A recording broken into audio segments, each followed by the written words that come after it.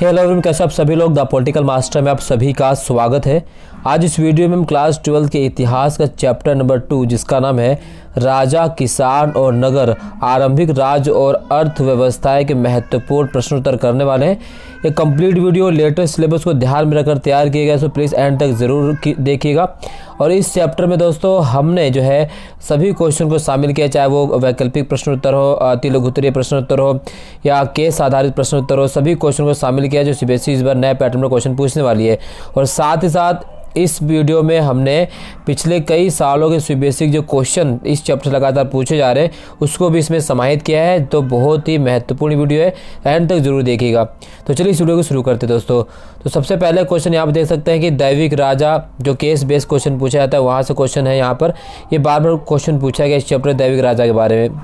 तो ये आपको पैराग्राफ पढ़ना है, उसके बाद इसका उत्तर आपको देना है, ठीक है। ये सारी चीज़ यहाँ पर दे दी गई है सारी चीज़ें। उसके बाद बात करते हैं क्वेश्चन नंबर 2 जो है वैकल्पिक क्वेश्चन उत्तर का। तो निम्नलिखित में से कौन सी जानकारी प्रिंसेप को अभिलेखों और सिक्कों से पता नहीं चली। तो वह कौन सी जानकारी थी जो प्रिंसेप को सिक्कों और अभिलेखों से पता नहीं चल पाती हैं। ए, ब्राह्मी और खरोष्टी लिपियों का प्रयोग अभिलेखों व सिक्कों में किया गया है। बी, अधिकांश अभिलेखों और सिक्कों पर पियदस्सी यानी मनोहर मुखाकृति वाले राजा का नाम लिखा है। सी, कुछ पर राजा का नाम अशोक भी लिखा है। डी, कुछ पर सम्राट बिंदुसार का भी नाम अंकित है। तो यहाँ पर जो जिस जानकारी को प्रिंसेप जो अपने अभिलेखों में पता नहीं लगा सके वो है दोस्तों, वह है का यानी ब्राह्मी और खरोष्टी लिपियों का प्रयोग अभिलेखों सिक्कों में किया गया है, ठीक है। ये या कुछ सम्राट बिंदुसार का नाम भी अंकित है। तो इसका जो सही उत्तर है वह दोस्तों कुछ पर सम्राट बिंदुसार का नाम भी अंकित है। ये जो है प्रिंसेप को अभिलेखों किसी को से पता नहीं चला है, बाकी तीनों जानकारी प्रिंसेप को पता चल चुकी थी। तो इसका उत्तर क्या होगा, घा होगा। क्वेश्चन नंबर 3, निम्नलिखित में से कौन सा जनपद नहीं था। तो कौन सा जनपद नहीं था, वज्जी, मगध, कौशल या बनारस। तो इसका जो सही उत्तर है वह है बनारस जनपद नहीं था। बाकी कौशल, मगध, वज्जी ये सब क्या है 16 महाजनपद थे, ठीक है। अगला क्वेश्चन है, निम्नलिखित में से कौन सा नियम अशोक के धर्म में सम्मिलित नहीं था। तो अशोक के धर्म में वह कौन सा नियम सम्मिलित नहीं था। तो है दूसरे धर्मों की परंपराओं को निरादर करना और विरोध करना, क्योंकि धर्म का मतलब है कि दूसरे धर्मों का सम्मान करना और एक दूसरे का जो है प्रतिकार बिल्कुल भी नहीं करना। तो घा सही है। क्वेश्चन नंबर 5, उपज बढ़ाने के लिए निम्नलिखित में से कौन सा तरीका प्रयोग किया जाता था। तो उपज बढ़ाने के लिए, फसल का उत्पादन बढ़ाने के लिए जो तरीका अपनाया जाता वो था धान की रुपाई करना। क्वेश्चन नंबर 6, हड़प्पा सभ्यता के बाद के 1500 वर्षों के दौरान ऋग्वेद की रचना निम्नलिखित में से किन लोगों ने की।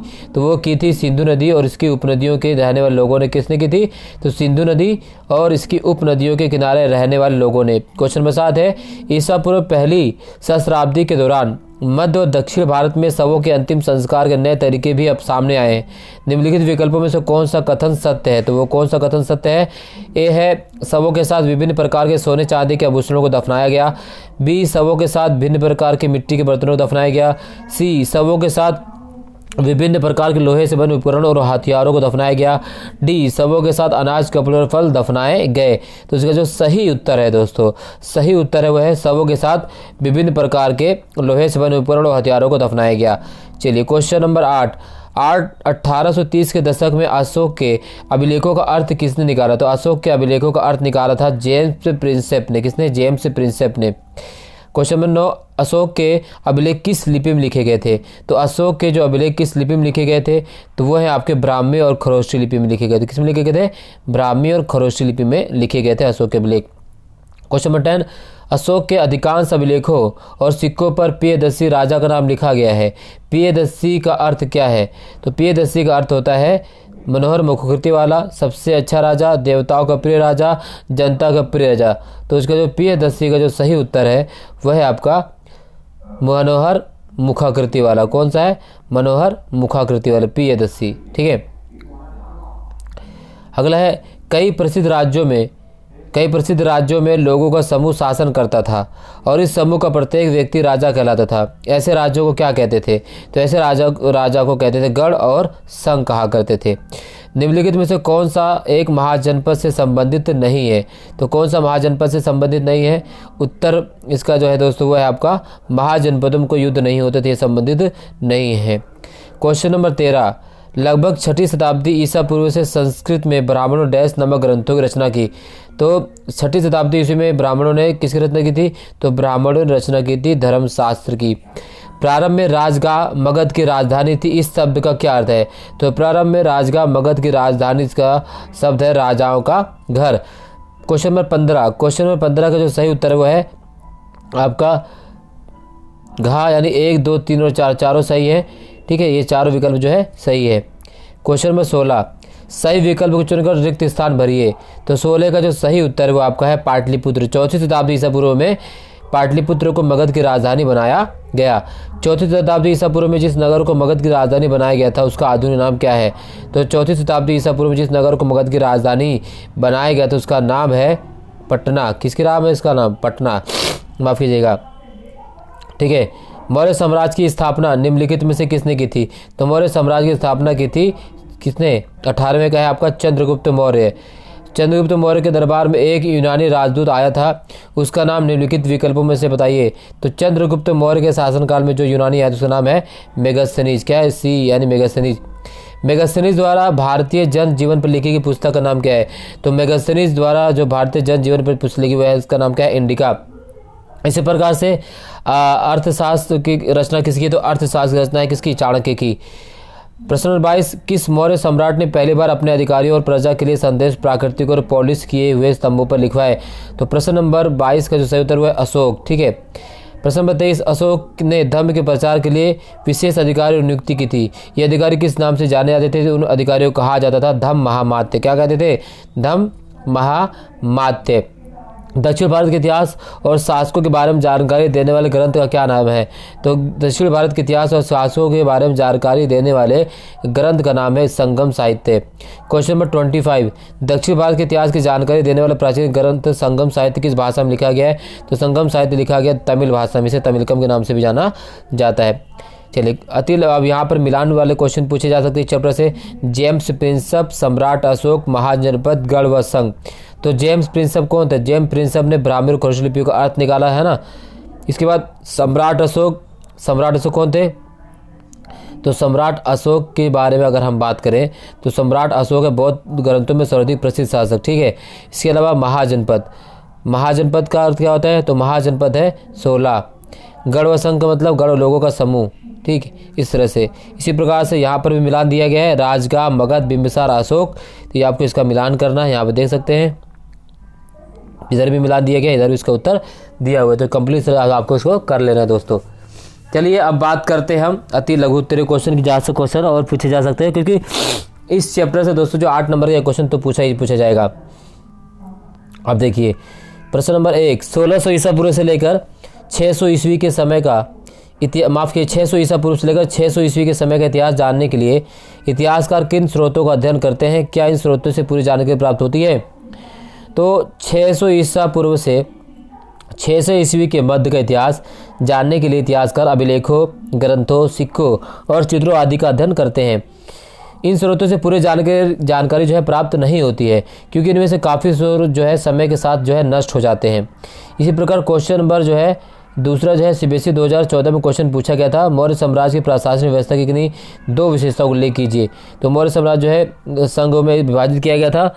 ठीक है, इसकी 2 विशेषता यहाँ पर दे दी गई पहले से ही। इसके बाद अगला क्वेश्चन भी इसी प्रकार से क्वेश्चन पूछा गया, ये भी काफ़ी इंपॉर्टेंट है।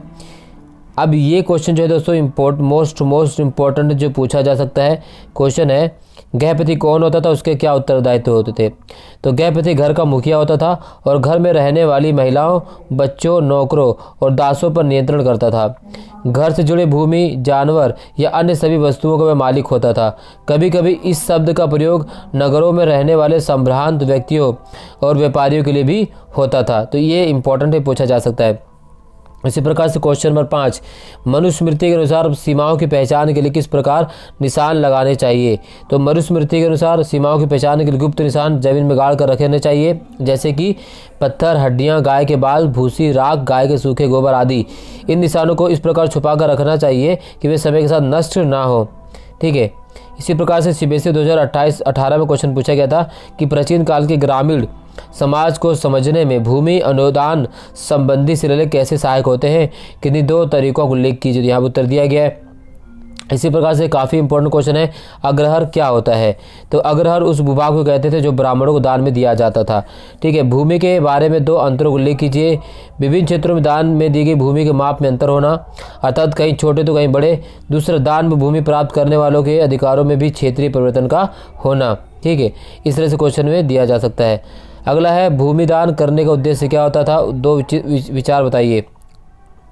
इसी प्रकार से ये सारे क्वेश्चन भी क्वेश्चन नंबर 9, 10, 11 और 12 भी आपको कर लेना है। चलिए कुछ और इंपॉर्टेंट क्वेश्चन की अगर हम बात करें तो यहाँ पर देख सकते हैं, ईसा पूर्व प्रथम शताब्दी का काल विश्व इतिहास में एक महत्वपूर्ण मोड़ माना जाता है। न्याय संकट ठहराई सीबीएसई 2008, 2011, 2016 में ये क्वेश्चन पूछे गए हैं और 2019 में भी क्वेश्चन ये पूछा गया था और इस बार भी पूछने जाने की पूरी संभावना है। तो इसको आपको कर लेना दोस्तों। ठीक है, ये इसका सभी कंप्लीट उत्तर यहाँ पर हमने दे दिया। इसका आप स्क्रीनशॉट ले सकते हैं और साथ ही इसका नोट्स भी आप बना सकते हैं वीडियो को पॉज करके। ठीक है, वीडियो को लाइक ज़रूर कर दीजिएगा। चैनल पर नए हैं तो सब्सक्राइब करना बिल्कुल भी मत भूलिए दोस्तों। इसी प्रकार से ये क्वेश्चन है, आधुनिक इतिहासकार मगध के विकास तथा शक्तिशाली महाजनपद की किस प्रकार व्याख्या करते हैं? तो मगध से संबंधित क्वेश्चन 2010, 14, 19, 16, 22 में और 21 में भी लगातार पूछे गए, तो ये आपको जरूर कर लेना, इसको छोड़ना नहीं दोस्तों। मोस्ट इंपॉर्टेंट है इस चैप्टर का। मगध इतना शक्तिशाली क्यों, तो यहाँ से भी क्वेश्चन पूछा जा सकता है और मगध के शक्तिशाली होने के कारण क्या रहे, यहाँ से भी क्वेश्चन आ सकता है। तो ये सारी चीज़ें आपको कर लेनी है, कंप्लीट यहाँ पर दे दिया गया दोस्तों। ठीक है, 8 नंबर में पूछा जा सकता है। इसी प्रकार से सीबीएसई 2015-16 में 2 क्वेश्चन पूछे गए हैं। मौर्य साम्राज्य की स्थापना किसने की? इसकी जानकारी के स्रोतों का वर्णन कीजिए, अथवा में भी क्वेश्चन पूछा गया है, तो इसको आपको कर लेना कंप्लीट। तो यहाँ पर देख सकते हैं दोस्तों, सारी चीज़ यहाँ पर पहले से हमने यहाँ पर उतारी हुई हैं, जिससे आपको समझने में आसानी हो और आप इसको कर लीजिएगा, बिल्कुल छोड़ना नहीं है। माफ़ कीजिएगा, थोड़ा सी दिक्कत हो गई। चलिए फिर से शुरू करते हैं इसी प्रकार से बात करते हैं। आपका अशोक धम्म की व्याख्या लिखिए। तो धम्म से भी क्वेश्चन पूछा गया सीबीएसई 2010 में, यहाँ से भी क्वेश्चन पूछा गया है। ये सारे क्वेश्चन बार बार पूछे गए, तो इसको आपको करना छोड़ना बिल्कुल भी नहीं है दोस्तों। ठीक है ना, आप देख सकते हैं सीबीएसई ने इन क्वेश्चनों को बार बार रिपीट किया हुआ है, तो ये आपको कर लेने हैं। इसके बाद आप देख सकते हैं सीबीएसई 2016 में कुछ 6वीं शताब्दी ईसा पूर्व से लेकर 6वीं शताब्दी ईस्वी की भूमिदान और व्यापार व्यवस्था की व्याख्या कीजिए। तो ये क्वेश्चन पूछा गया है, इसको आपको कर लेना है, छोड़ना बिल्कुल भी नहीं। मोस्ट इंपॉर्टेंट क्वेश्चन है सारा। ठीक है, ये सारी चीज़ें बार बार क्वेश्चन पूछी गई हैं, तो यहाँ पर आप देख सकते हैं। ठीक, तो ये आपको करना ही करना है। ये वो सारे क्वेश्चन हमने यहाँ पे शामिल किए जो सीबीएसई ने बार बार पूछे हैं, तो इसको आपको करना ठीक है, इसको छोड़ना बिल्कुल भी नहीं है। ठीक है, तो ये गुजरात की सुदर्शन झील से जो है व्याख्यात्मक क्वेश्चन पूछा गया, जिसको हमने इसमें समाहित कर दिया है।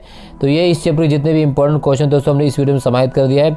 इससे बाहर एक भी क्वेश्चन इस चैप्टर से नहीं आएगा। वीडियो अच्छी लगी तो लाइक शेयर कमेंट जरूर कीजिएगा और इस वीडियो की PDF भी आप प्राप्त कर सकते हैं हमारे टेलीग्राम चैनल पर, वहाँ पर आपको फ्री ऑफ कॉस्ट मिल जाएगी। बहुत बहुत धन्यवाद दोस्तों, मिलते हैं नेक्स्ट वीडियो में, तब तक के लिए जय हिंद, धन्यवाद।